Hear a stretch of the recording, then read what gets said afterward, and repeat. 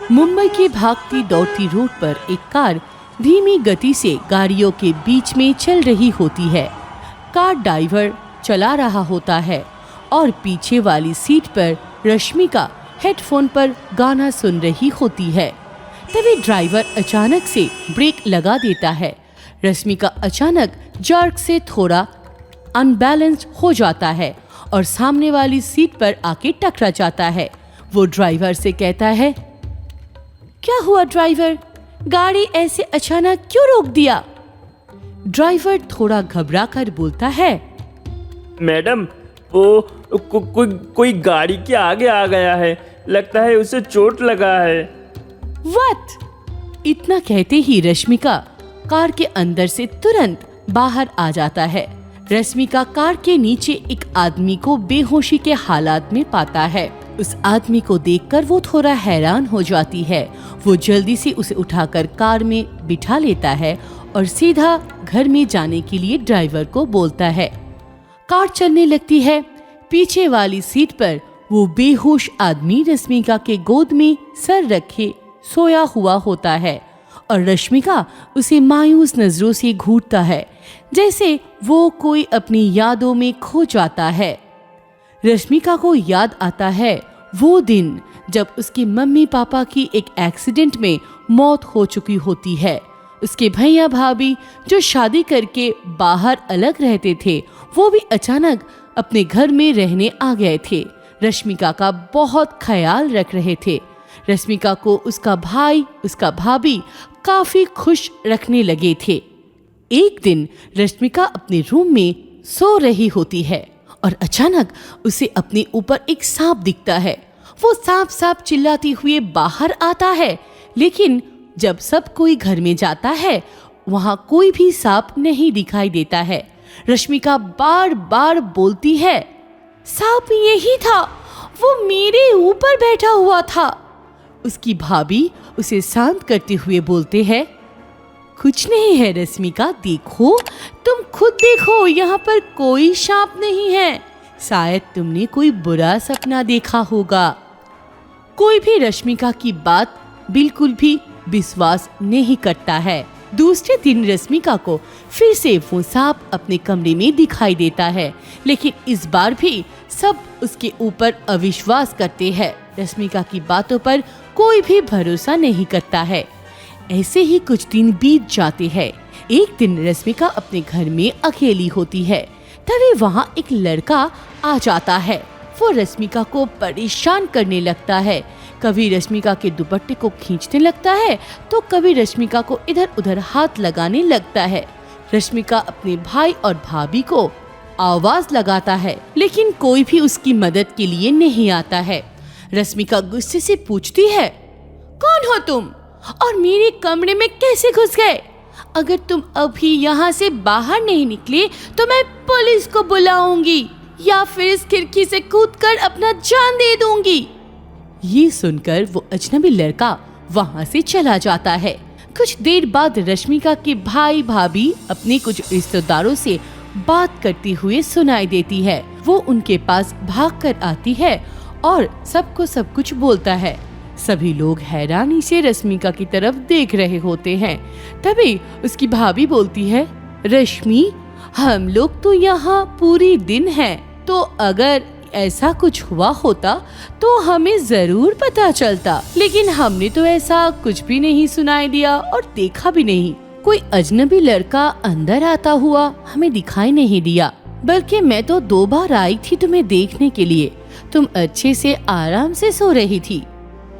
रश्मिका ये सुनकर बहुत हैरान हो जाती है। तभी रश्मिका का भाई उसे बोलता है, रश्मिका मेरी बहन, तूने जरूर कोई सपना देखा होगा। आजकल तू परेशान भी तो कितना होने लगी है। तू बोल तो मैं कुछ ऐसा कर दूंगा, तेरे लिए डॉक्टर लाऊं क्या?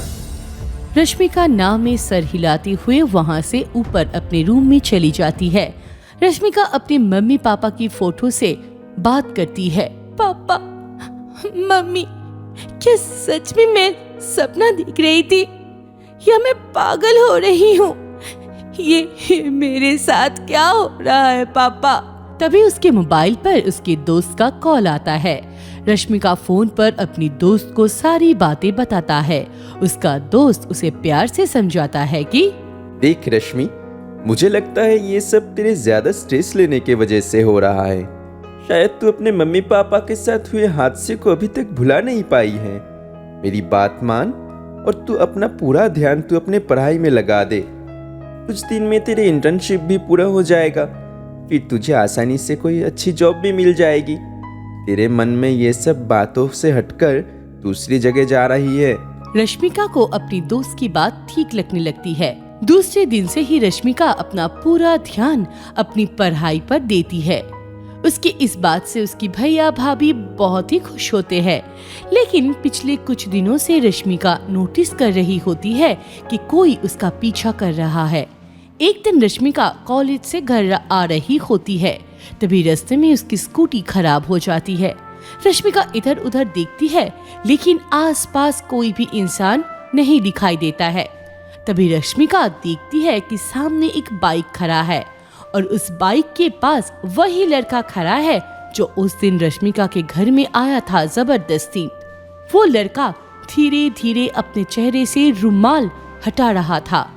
रश्मिका को अब ये एहसास हो गया था कि ये वही लड़का है जो उस दिन उसके घर में जोर जबरदस्ती से घुस गया था। रश्मिका तेज तेज चलने लगी थी और वो लड़का भी रश्मिका की तरफ जोर जोर से आने लगा था। रश्मिका बहुत ही डर गई थी, घबरा गई थी।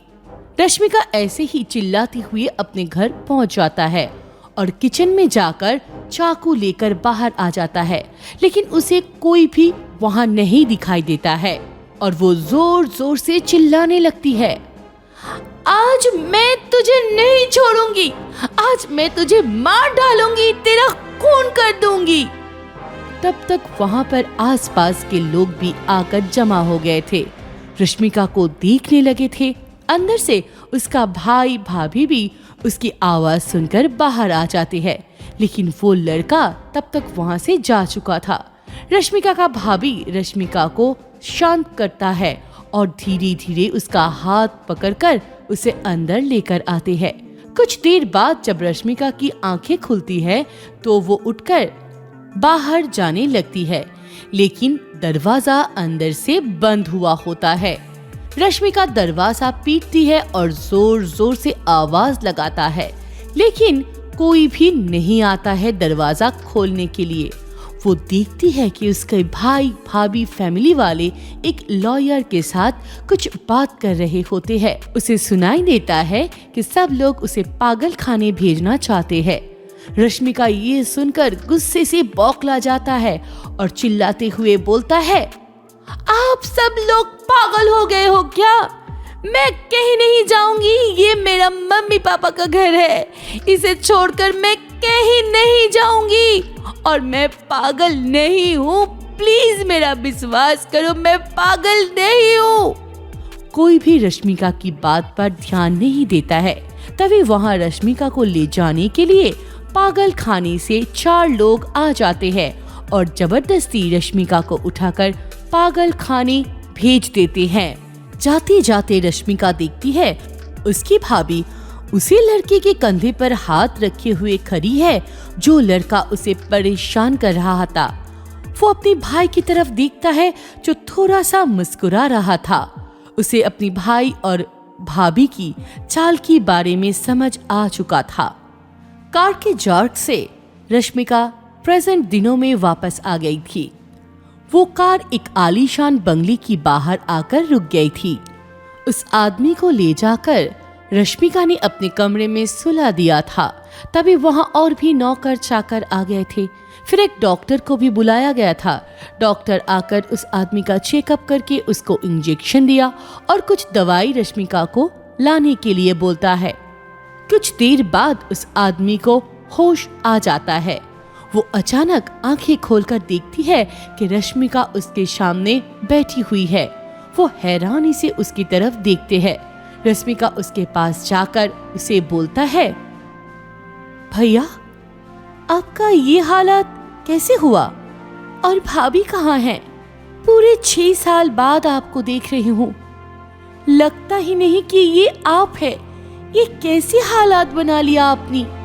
उसका भाई बेड से उठकर रश्मिका से माफी मांगते हुए बोलता है, सब कुछ बर्बाद हो गया रश्मि, सब खत्म हो गया और ये सब मेरे ही बुरे कर्मों की सजा है। मुझे मालूम है ये सब मेरे ही पापों की सजा है।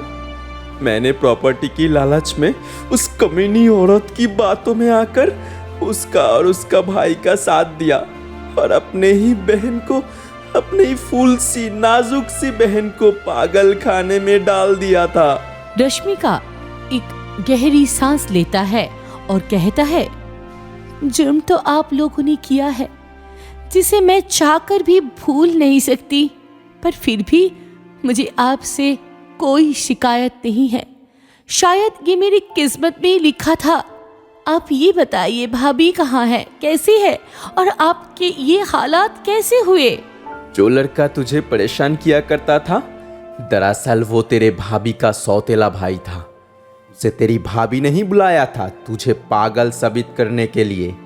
और जब सारी प्रॉपर्टी बेचकर हम तीनों विदेश जा रहे थे, तब वो लड़का मुझे और अपने बहन को कॉफी में नशे की दवाई मिलाकर पिला दिया और खुद सारा पैसा लेकर, हमारा पासपोर्ट वीज़ा सब कुछ लेकर विदेश भाग गया। तेरी भाभी अपने मायके में रहती है और मैं काम के तलाश में एक शहर से दूसरे शहर भटकता रहता हूँ। रश्मिका, मुझे माफ कर सकती है, लेकिन ऊपर वाला और मम्मी पापा की बद्दुआ मुझे कभी माफ नहीं करेंगी। वे काम ही ऐसा किया है जिसको कोई माफ नहीं कर सकता। मम्मी पापा ने तुझे कितना प्यार से पाला था और उनके जाते ही मैंने क्या किया? आज मुझे अपने सोच पर शर्म आता है, लेकिन मैं जानता हूं कि मैं चाहकर भी कुछ भी बदल नहीं सकता। वैसे मैं ये पूछने का हक तो खो दिया, फिर भी मैं पूछना चाहता हूं कि कैसे हुआ ये सब और ये घर किसका है? मैंने क्या तेरी गाड़ी से टकराया था? हाँ, आप मेरी ही कार से टकराए थे और ये घर भी मेरा ही है। पागल खाने में रहते हुए धीरे धीरे सभी डॉक्टर को ये मालूम चल गया था कि मैं पागल नहीं हूँ। फिर एक दिन हॉस्पिटल के जो ओनर हैं, उनका बैंक अकाउंट किसी ने हैक कर लिया था। जब ये बात मुझे मालूम चला तो मैं अपने गार्ड से कहा कि मैं ये ठीक कर सकती हूँ। ये बात सुनकर वो ओनर मुझे अपने ऑफिस में बुलाए। मैंने उनका अकाउंट पूरी तरह से ठीक कर दिया। उनका पैसा भी उन्हें वापस मिल गया। उस दिन उन्हें विश्वास हो गया कि मैं एकदम नॉर्मल लड़की हूँ। फिर उन्होंने ही मुझे पागल खाने से सारी जिंदगी के लिए आज़ाद कर दिया। एक अच्छी कंपनी में अच्छा सा जॉब दिया। बस यही है मेरी कहानी। रश्मिका का भाई एक बार फिर से अपने दोनों हाथ जोड़कर माफी मांगते हैं। रश्मिका कहती है, अब दवाइयाँ खा लीजिए और आराम कर लीजिए, आपको काफी आराम की जरूरत है। मॉर्निंग में रश्मिका का भाई नींद से जागता है तो उसके सामने एक नौकर खड़ा होता है। वो एक चेक उसके भाई के हाथ में देकर बोलता है, मैडम ने ही आपके लिए दिया है और आपको अगर और भी कुछ चाहिए तो मैडम वो भी दे सकते हैं। और हाँ, मैडम 1 महीने के लिए विदेश गई है। रश्मिका का भाई ये सुनकर हैरान हो जाता है।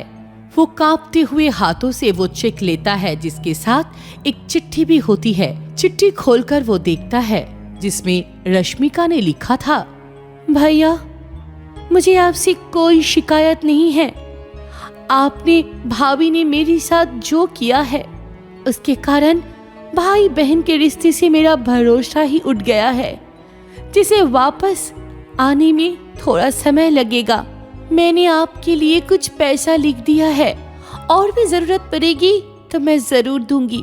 नीचे एक कार है जिसमें एक छोटी सी घर का कागजात है जो मैंने आपके नाम कर दिया है, और उस लड़के के बारे में भी मैंने पुलिस कंप्लेंट कर दी है। वो जरूर पकड़ा जाएगा और उसे जुर्म की सजा जरूर मिलेगी। और भैया, मम्मी पापा की आत्मा कभी आपके लिए बद्दुआ नहीं करेंगी, क्योंकि माँ बाप कभी भी अपने बच्चों के बारे में बुरा नहीं सोच सकती है। अच्छा, चलती हूँ। अगर सब कुछ भुला पाई तो वापस आऊंगी और नहीं तो विदेश में ही बस जाऊंगी।